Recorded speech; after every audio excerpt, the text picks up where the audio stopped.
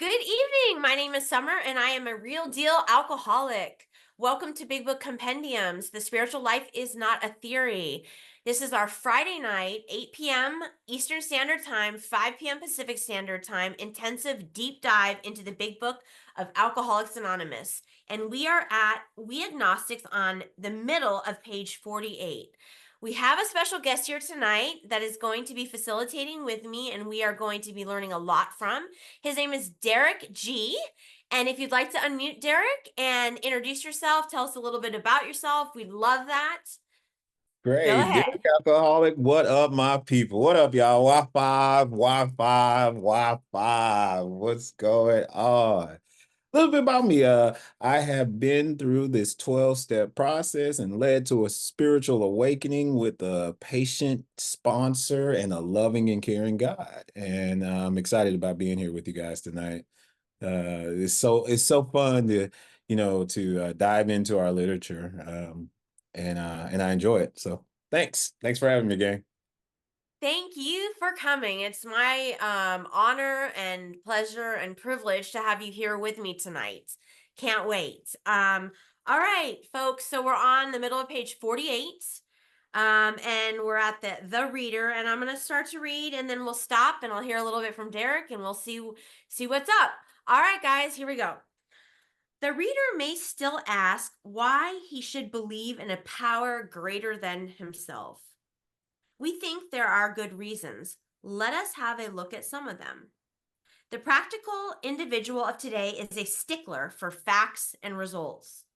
Nevertheless, the 20th century readily accepts theories of all kinds, provided they are firmly grounded in fact. We have numerous theories, for example, about electricity. Everybody believes them without a murmur of doubt.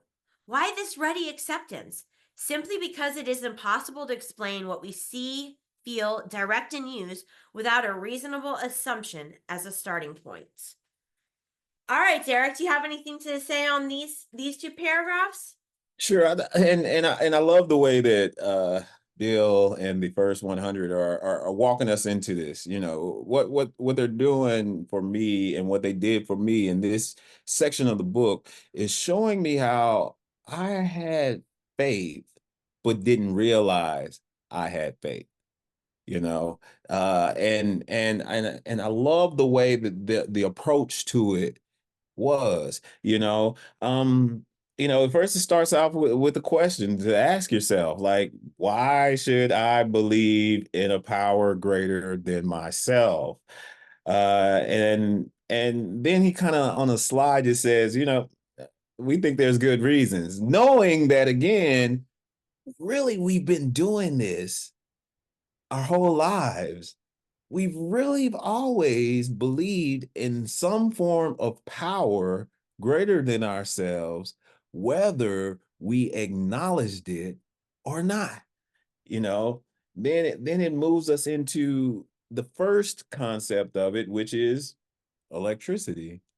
You know, I'm currently in school for electrical engineering, and I'm learning some principles of electricity right now that I never imagined was going on in the background. There's a lot of chemistry involved, there's a lot of math involved. And really, if I really stood back and learned what all it involves to create electricity and to use electricity, I think I would really be terrified every time I went to turn a light switch on. You know, I mean, just to think about the thought and the magnitude of everything working in harmony to create this electricity. But there I go. Right now, we're sitting in front of a device that needs electricity at some point, even if it's battery operated. At some point, you're going to have to recharge it.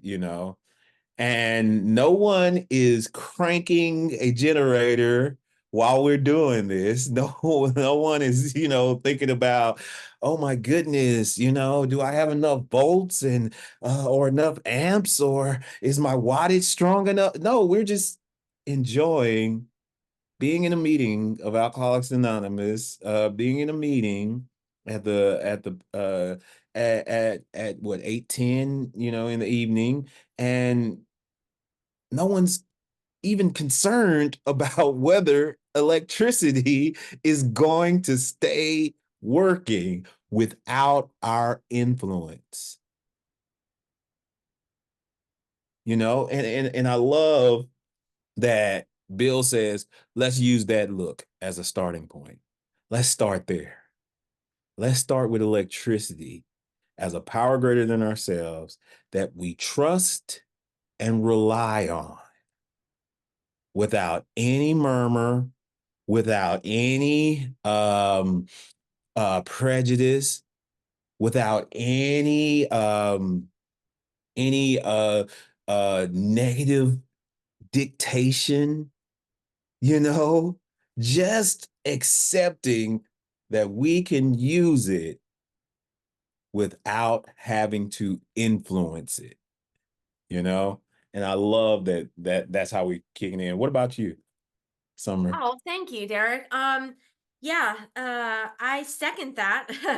And I think about in modern day or in today, it's like the cell phone too. It's like, I mean, I don't pick up my cell phone and open it up and be like, why is it working like this? I just trust and believe that my alarm's going to go off. Now, it doesn't always, but sometimes I just trust that it's going to go off from my phone. That when I answer, there's going to be someone on the other line because I trust that this cell phone works. And like it's the same as with electricity. And I love that it's a theory, like it's everybody believes without a murmur of doubt this theory. And I wanted to grab the 1939 dictionary, of course, because I'm a nerd, y'all know that.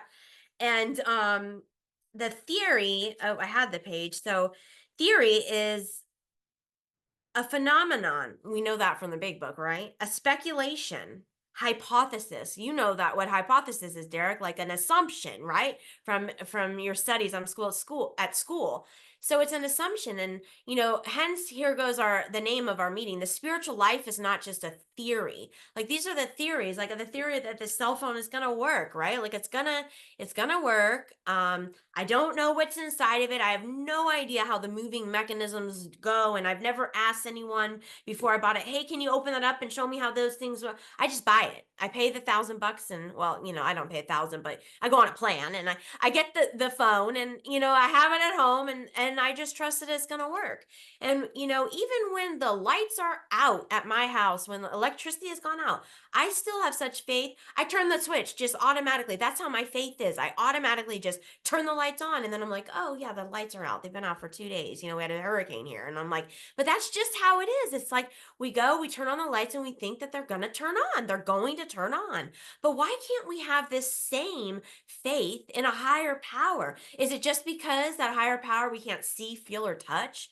Is that what it is? And I love how Bill explains this. And I second everything that you said, Derek, because it's like, I love how Bill brings us into like so we can understand it. I mean, this guy, Bill Wilson, is such a great writer and so good at what he does. So, he brings us back to like, oh, yeah, I have faith in electricity. I have faith in all these concepts, but I don't have faith in a higher power. And I'm seeing how that higher power is working. And I mean, we do see the higher power, him, her, universe, creator, whatever we want to call it. I see it. I see it in your eyes. I see it when your eyes light up.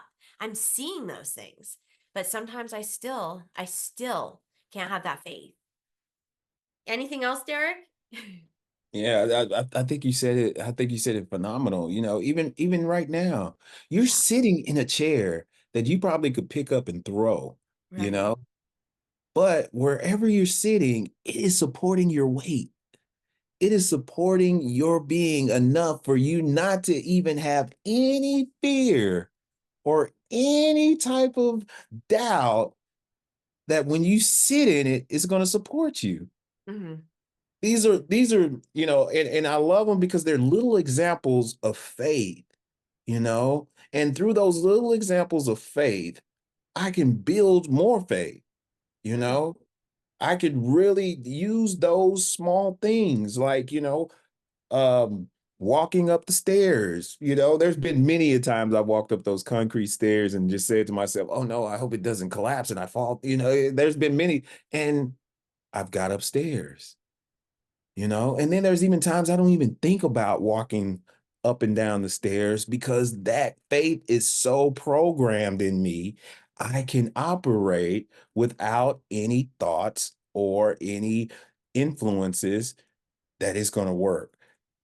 And I love the idea of the theories, the examples, the because what he's asking us to do is don't just take our word for it. Mhm. You know, this in this action part of the book, for me, the whole program is in this contemplative action, it still begs you to try it, which is an action.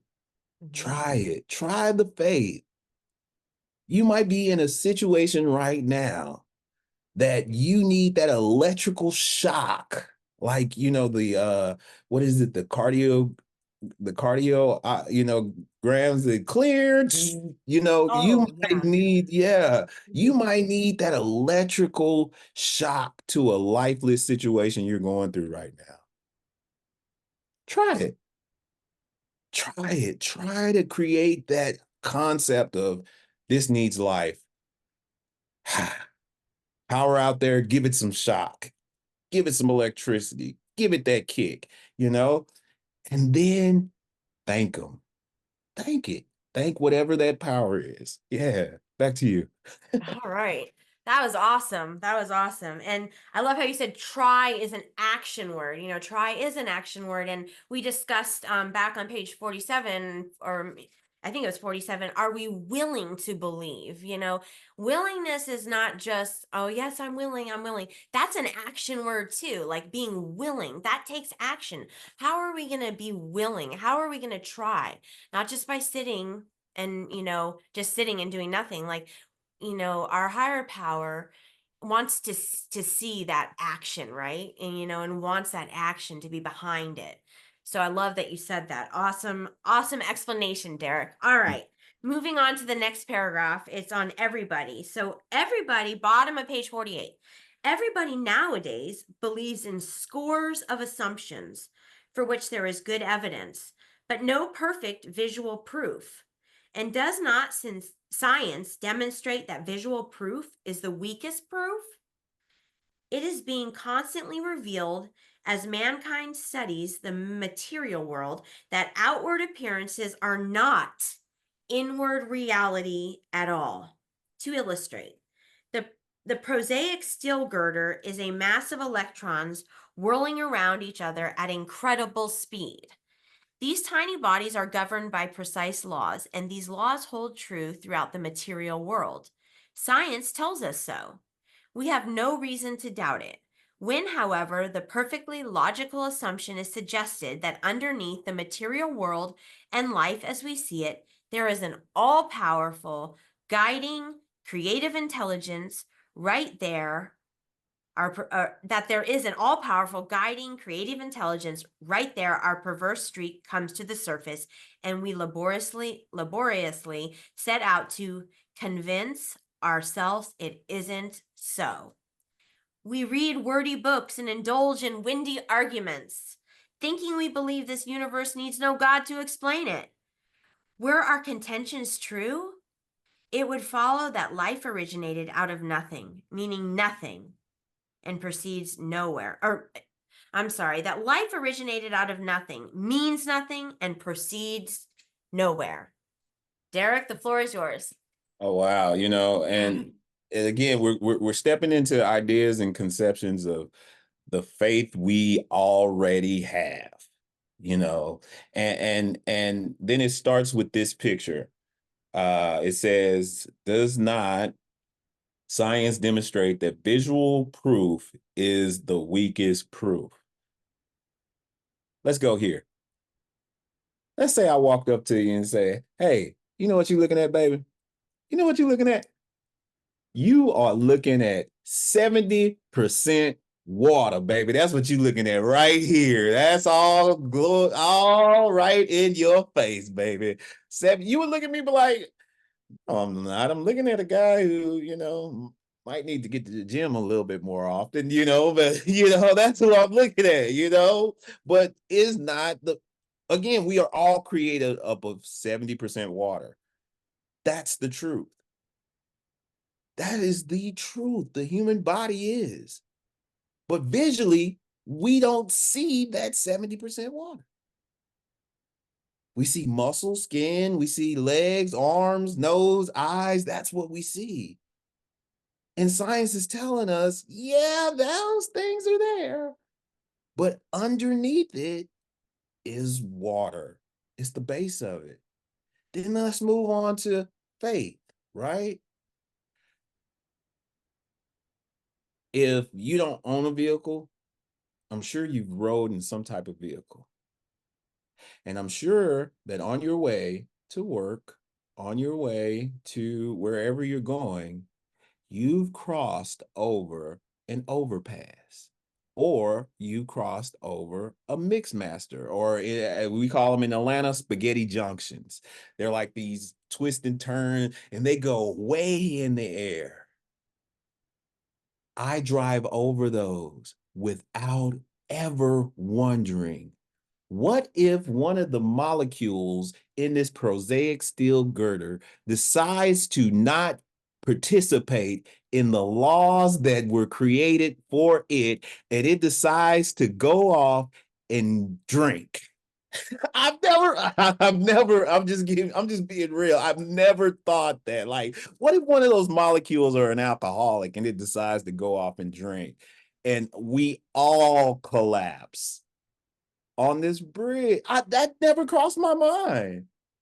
I drive over those mix masters with faith, with blind faith, with faith of not only the faith that it'll support my vehicle, but it'll support the hundreds of vehicles. And I know those vehicles weigh over tons, especially the 18 wheelers.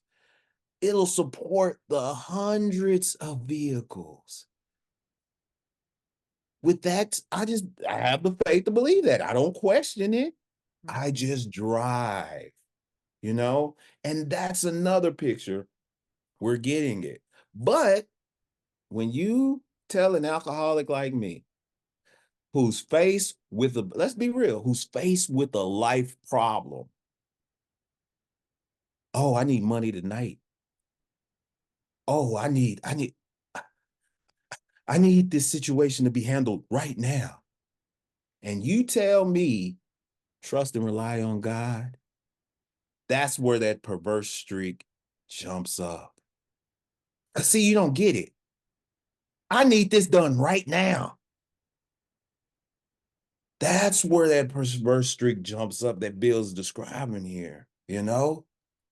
And what he's also saying is that if there's no God to explain the mysteries of even the now, then there's no need to wake up in the morning and get a job. There's no need to have any type of ambitions. There's no need to want to help anybody. There's no need to have children. There's no purpose behind it all.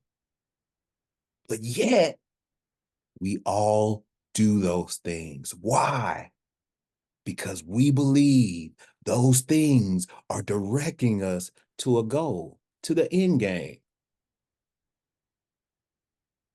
And that's the power of faith without us even realizing we had it the whole time. Over to you, Summer. I don't know how to follow that. That's awesome. And that's so true. Like we had this faith. And like when you were talking, I was thinking about what other things, like that the visual proof is, it isn't what it seems. And like, it's like you said, like, I mean, if we look at a balloon, like a child would look at a balloon and be like, "Balloon," but do you know that there's air inside there? That's what it is. It's a bunch of, whatever, helium, or blowing up the balloon. It's made of this and that. Visual proof is doesn't suffice. It doesn't suffice. It's like it's just it's not just a balloon. And so visual proof is not our strongest proof in life. It's definitely not. And I mean, it's what's inward. And I don't specifically know, much about the prosaic steel girder, other than, it was like in the Empire State Building, a long metal thing. Is that what it is? Yes. Yes, it's Okay. those beams under the freeways, those That, those those iron beams that hold the freeways up. okay, but so okay, that makes sense. So, and I mean, all those electrons that are whirling around, like, I mean, I'm not a expert on any of those things by by any means, but I do know that at a smaller extent, like I put my faith in, like Derek said, I had my faith in a lot. For me, I had my faith in alcohol. I had my faith in drugs. I had my faith in people, but I wouldn't put my faith in a higher power. And that's just where I was at. Like, and it was so easy for me to just put my faith that someone was going to come through with me, that the alcohol was going to work, that this was going to happen, that this was, all of those things. But, even though I could kind of see that, my I call my higher power God was working in my life, I still couldn't get past the whole faith in a God, in a higher power greater than myself. I put too much faith, and I had faith in myself too, and faith in myself my whole life. Like, I thought, I can do this. I can do that. Like, oh, don't worry, I got this. I got this. So, you know, on a smaller extent, not the prosaic steel girder, I had a lot of faith in myself. And that self didn't work out too well. Like, selfishness, self-centeredness, that is the root of my troubles. And for me to put faith in myself, like, that's the root of my troubles. Um, and I spoke about this a little bit this morning, but like, I'm not even gonna go there yet. Let's keep moving on. Do you have anything else to say? And just another look at visual proof being the weakest proof. Think about when you first came into the rooms with Alcoholics Anonymous. Yeah. Did you believe those people were as bad of a drunk as you are? The way they looked, you know? Did you believe that these people really drank like you did? Like, think about it. Did you believe that they were really sober? Like, let's go there. Like, just looking at the fellowship, like, did you really like? And I mean, is not the visual proof the weakest proof? That's it. That's a fine look at it right there. Yeah, Hmm. yeah, let's keep rolling. I mean, we can even go to like judgment, and like, I Yeah, can't judge someone by the way they look, like, right. you don't. Yeah. Yeah, I could walk by someone that was homeless, and they could have, and I could make a judgment in my mind, and they're not as they look on the outside. I could have a spiritual conversation, more spiritual than any other conversation I've ever had, with someone that's on the street. And like, I would walk past and just put a judgment.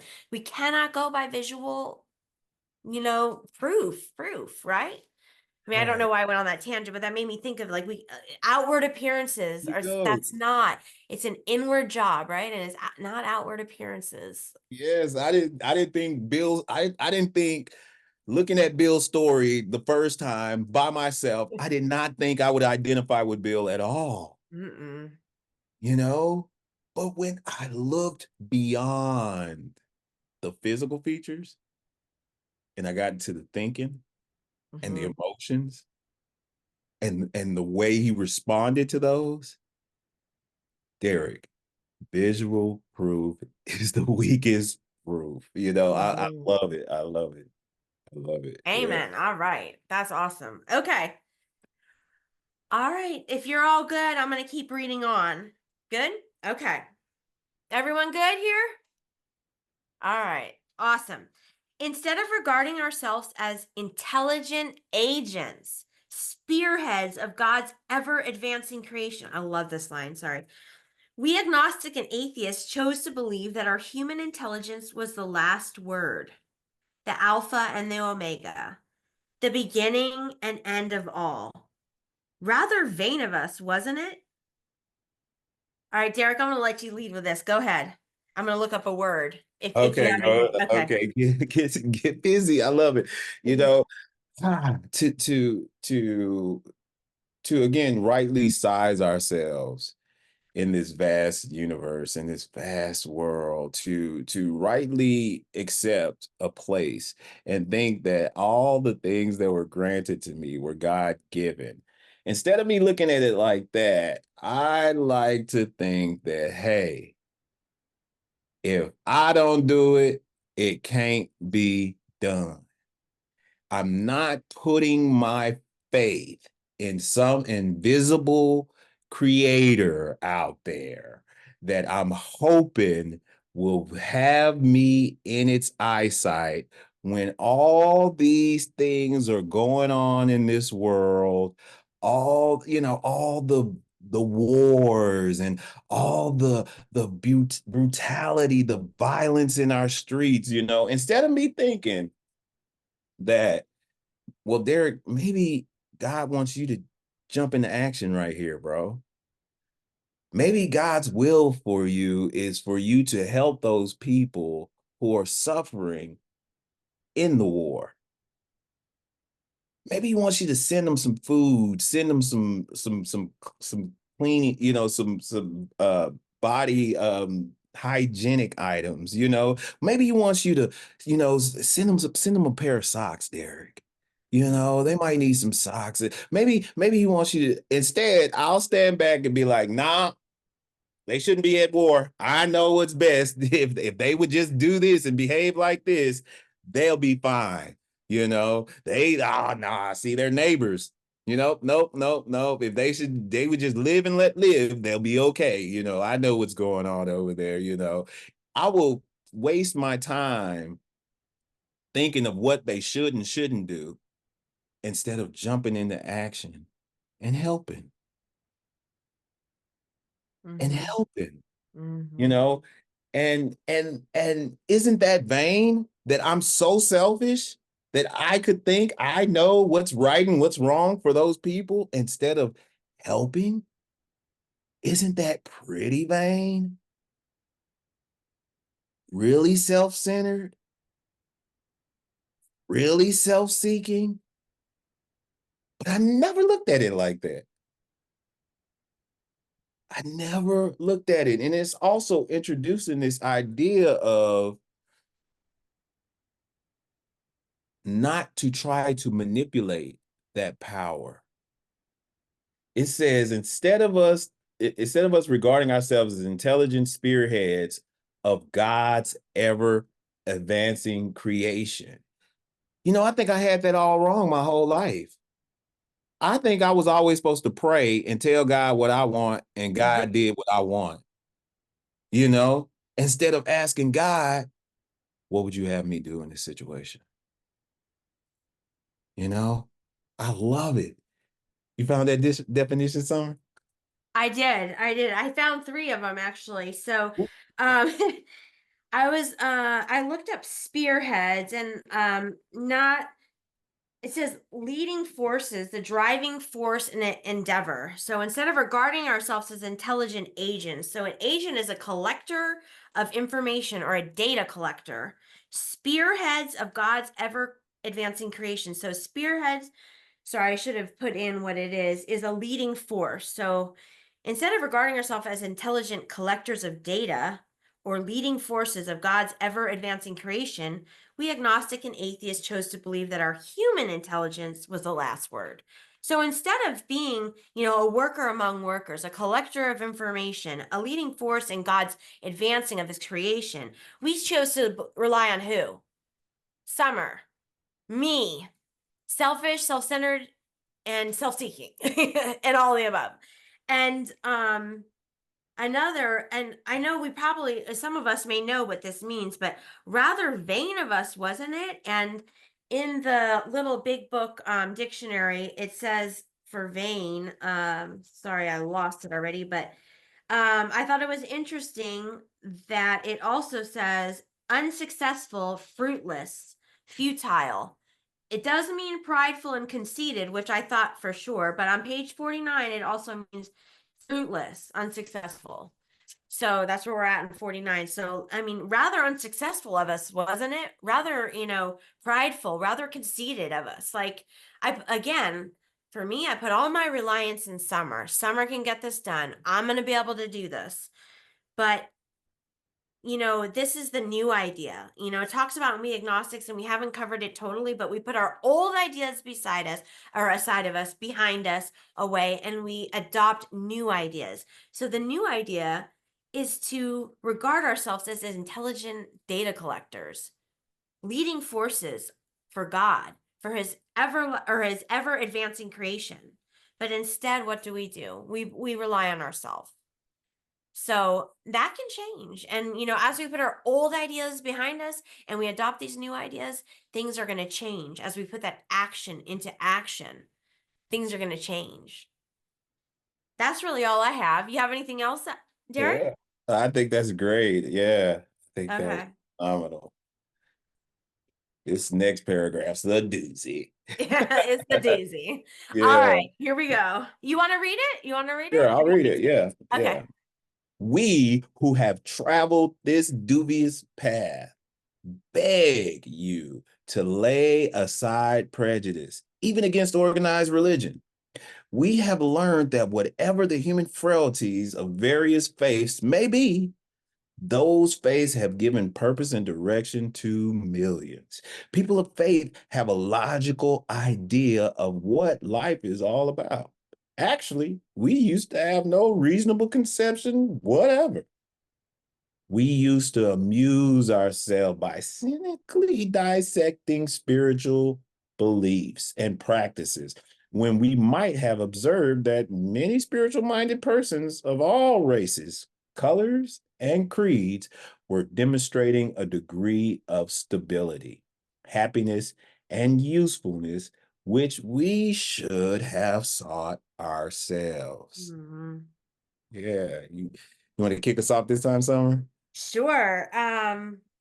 All right. So, real quick, dubious is uncertain, questionable, and debatable. So, we have traveled this questionable path. I love how Bill says and I promise I didn't think that we actually were going to get this far, so I didn't know that that's where it introduces the old ideas and all of this. So I mean, I did know, but I wasn't planning on it coming into action tonight. So Bill begs us. He doesn't just say, so we encourage you to, or we suggest. He begs us. This is how important it is. And I learned this in step 4, when I put aside my old ideas and my prejudices, to lay them aside. That means put them over here. And you know what? If it doesn't work, you can grab them back. Hey, you can grab them back if you need to, but for now, we put them aside against organized religion, against certain classes, against certain people.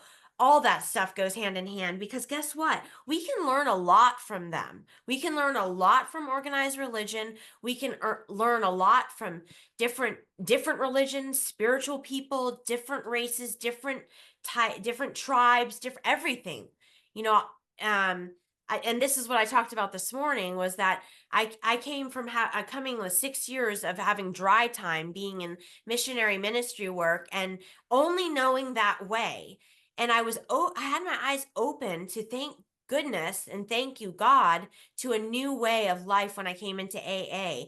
As I put aside all of the prejudices that this was the only way, the right way, that I was able to learn from all different types of people, and bring that into my practices in step 10, 11, or 11 and 11, into my step 11 practices. I take different prayers from different religions, and I have a God of my own understanding that is way different than when I was practicing in missionary work. Although I believe in the same type of God, it's completely this program and this way of life has completely opened my eyes to a brand new conception of a higher power. Now, my sponsor at the time had me look up in We Agnostics all of the words that were capitalized, that was another term for higher power, the all powerful, the guiding, creative intelligence. Those would be ones that I'd write down because I didn't know. I had a prejudice, I had a resentment against God when I came into this program. I hate to admit it, but I think I shared it last time. That was one of my main prejudices. Why didn't God save me? Why did God allow this? Why? And I had to write out a resentment and I had to lay aside my prejudices against God and find a new conception of God. And my sponsor had me write all these down, and I think it came up, and I don't quote me on this, but something like 20 different conceptions of a higher power. And when I say God, folks, I mean my higher power. It doesn't mean that that's what we have to call God. It's just easier for me to verbalize it. And so yeah, that's all I really have. And if there's any words you want me to look up, let me know. But dubious is uncertain, you know. Yeah, I So love go ahead, that. Derek. Dubious path. And that's what it Yeah. is. Like, right now they're introducing us to this dubious path. Later on, they're going to introduce us to a path that rarely have they seen people fail if they travel it, you know? But they're saying this path, if you go down this path of prejudices and even against organized religion, if you go down the path of prejudices, even against organized religion, they're begging you, don't go that way. Don't go down that path. We got a path later on we're going to introduce to you. We're going to that rarely have we seen a person fail who thoroughly follows it, you know. But in this path right here, what I love about the begging of it is, I'll say this. Um, During a blackout, I did something terribly violent, y'all. I mean, it was so violent, like I couldn't. It created a criminal record for me that McDonald's wouldn't even hire me. If we talking about of all races, colors, and creeds, McDonald's an equal opportunity high, employer. You know what I'm saying? McDonald's wouldn't even hire me because of this instant that happened in a blackout. And what I remember about that is I was standing in front of a judge, and the judge said exactly what this line pretty much said to me. The judge said, you know what? You're too smart for your own good. And I was like, whoa, why are you talking to me like that? Like, I got a lawyer. You should be telling my lawyer that your client is too smart, but she was like, you're too smart for your own good. And that's what they're saying right here. Like, look, if you're going to be too smart for your own good, be too smart about the prejudices we had against organized religion, against spiritual terms, against anything spiritual. If you want to be smarter than us, you're so smart, alcoholics, smarten up about the God thing, the power greater than yourself thing. Jump into that as quickly as you possibly can. Because us who were prejudiced way so long, I think it even said it earlier. We hope none of you matter of fact, it's on page 48 over there. It says sometimes this was a tedious past. We hope no one else will be as prejudiced for as long as some of us. Be like, don't let that go as quickly as possible. Because we who traveled this dubious path have suffered. We've suffered mental torture. We suffered emotional torture because we could not let go and let God, whatever that power is. Another look I want to look in this paragraph is this. I got a sister, right? And we have the same mother, same father, you know, me and my sister. But one day, after reading this, I asked my sister, hey, describe mom to me and what you think mom looks like. And how she described my mother, same mother, would have never been the words I used to describe my mother, right? And then she said, how do you see mom? And when I described mom, She said, yeah, that just wasn't my experience with mom. Same mom, though, right? That's how I look at organized religion. They're talking about the same creative force, the same universal power that's out there, the same undisputed, undeniable sense of good that is out there. They're just describing it in a different way. That's all, you know? And as soon as I was able to let go the judgment of whether your description is right or your description is right, and realize that they talking about that goodness that's out there, that's undeniable good, undisputably good.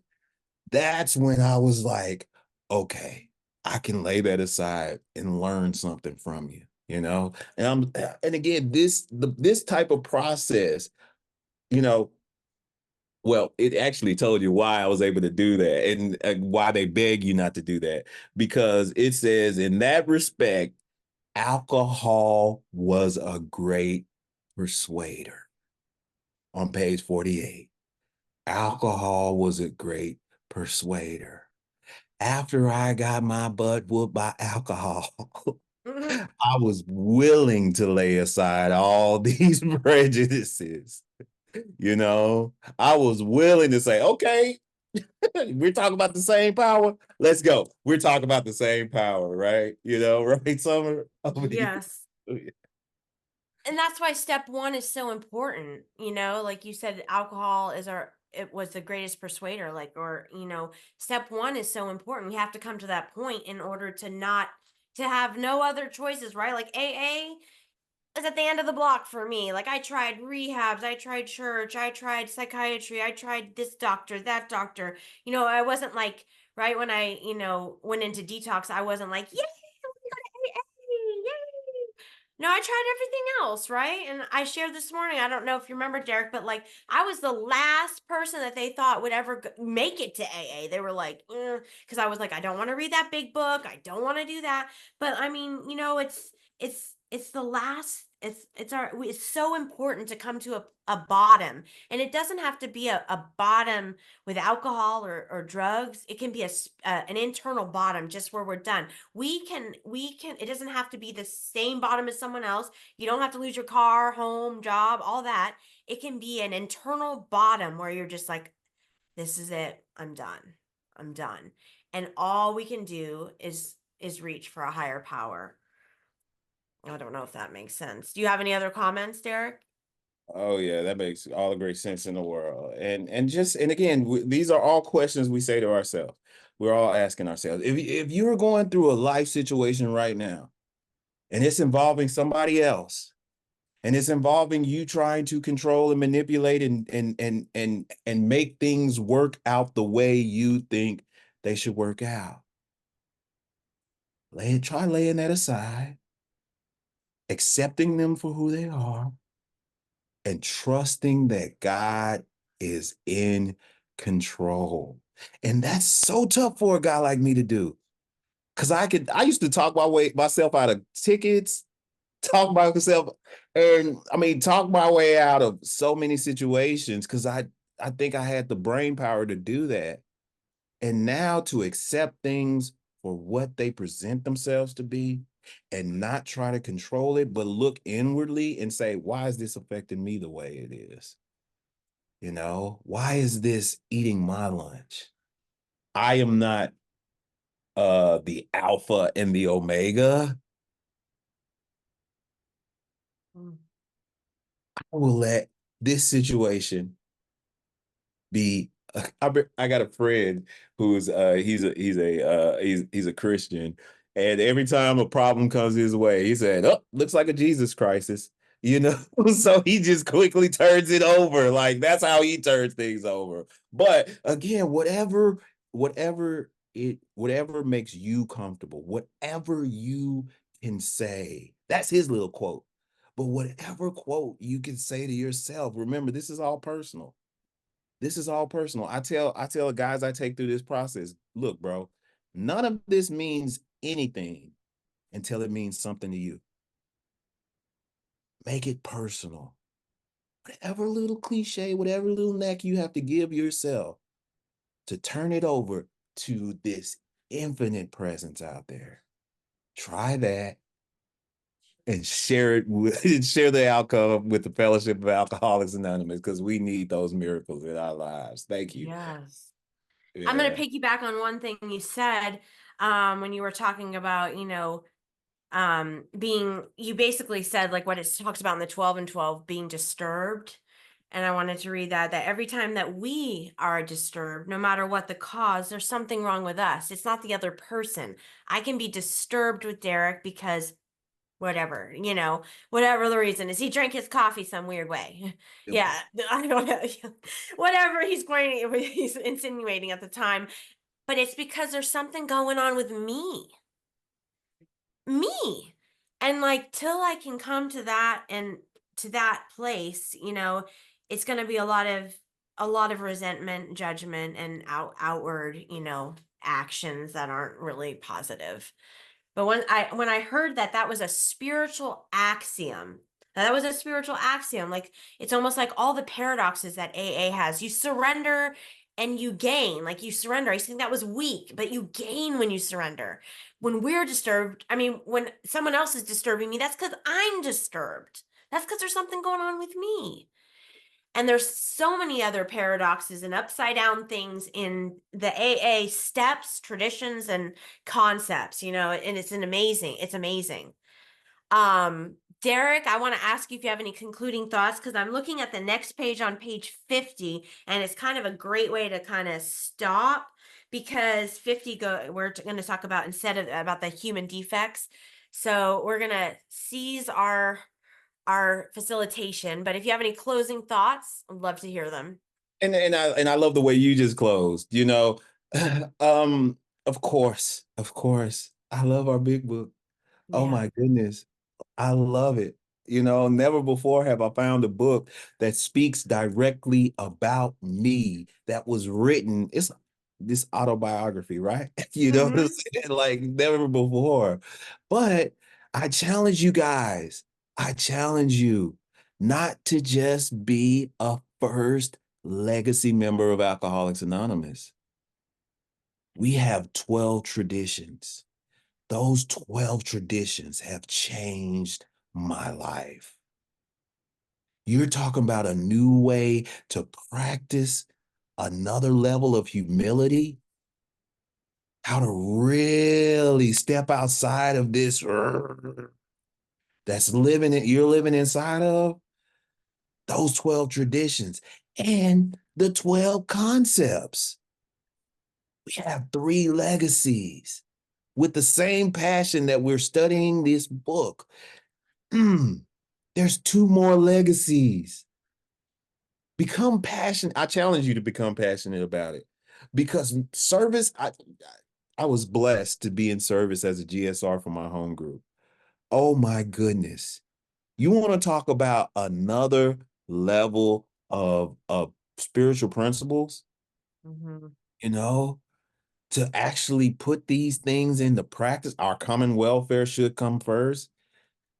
For me to challenge myself to kick that ego out anytime I'm around the fellowship so much that now anytime I step outside my front door, I'm kicking that ego out.